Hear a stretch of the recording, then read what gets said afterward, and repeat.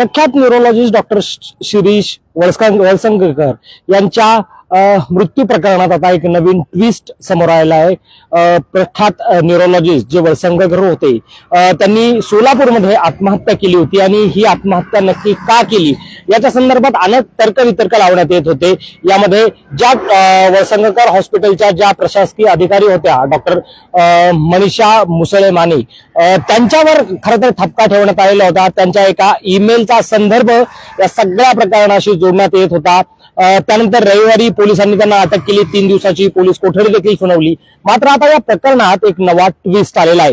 Doctor Valsangkar यांची आत्महत्या ही नक्की त्या दबावापोटी झालेली आहे की गृहकलातून झालेली आहे याचा आता प्रश्न उपस्थित होत आहे। कारण जी चिठ्ठी डॉक्टरांच्या या सगळ्या मृत्यू प्रकरणात आत्महत्या प्रकरणात सापडली होती त्यामध्ये मनीषा मुसळे माने यांचा जो ईमेल होता त्याचा जास्त उल्लेख करण्यात आलेला होता। मात्र आता जे मुसळे माने आहेत त्यांचे जे वकील आहेत त्यांनी एक वेगळाच दावा या ठिकाणी केलेला आहे।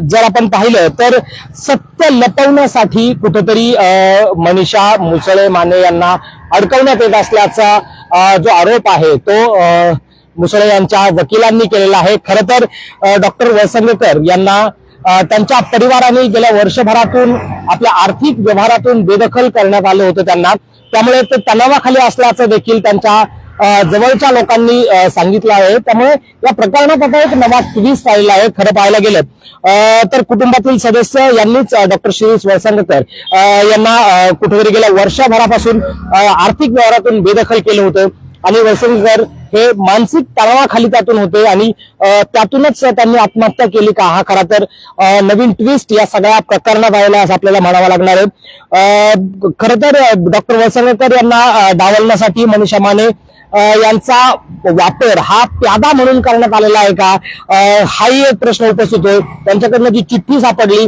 त्यामुळे अशा अनेक धक्कादायक जे खुलासे आहेत ते समोर येत आहेत, ते दावे समोर येत आहेत। नवीन नवीन जो उलगडा या सगळ्या प्रकरणात होतोय तो पाहायला मिळतोय आपल्याला।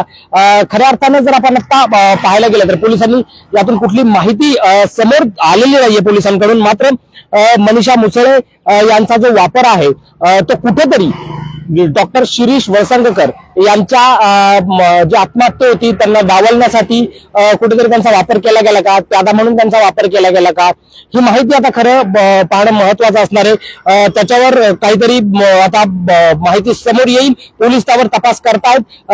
3 दिवसांची पोलीस कोठडी सुद्धा मनीषा मुसळे माने यांना सुनावलेली आहे। गेल्या काही महिन्यांपासून मनीषा यांची हॉस्पिटलमधील आरेरावी वाढलेली होती। हे जर खरं असलं तरी गृहकलातील अनेक गोपनीय ज्या गोष्टी आहेत, ऑडिओ कॉल्स आहेत व मेसेजेस आहेत त्या मनीषा मुसळे माने यांच्याकडे होत्या आणि त्या संदर्भात त्यांच्या मोबाईलमध्ये असल्याचा दावा हा त्यांनी स्वतः त्यांच्या वकिलांकडे केलेला आहे। मात्र त्यांचे जे वकील आहेत प्रशांत नवगिरे यांनी मोबाईल पोलिसांनी जप्त केल्यामुळे या सगळ्या ज्या बाबी आहेत त्या आपल्यापर्यंत पोहोचल्या नसल्याचं त्यांनी सांगितलेलं आहे। वळसंगकर यांनी जी आत्महत्या केल्यानंतर साराच धक्का बसला होता। कारण प्रसिद्ध न्यूरोलॉजिस्ट आहेत ते फक्त सोलापूर नाही तर संपूर्ण राज्यभरात डॉक्टर शिरीष वळसंगकर यांचं नाव होतं।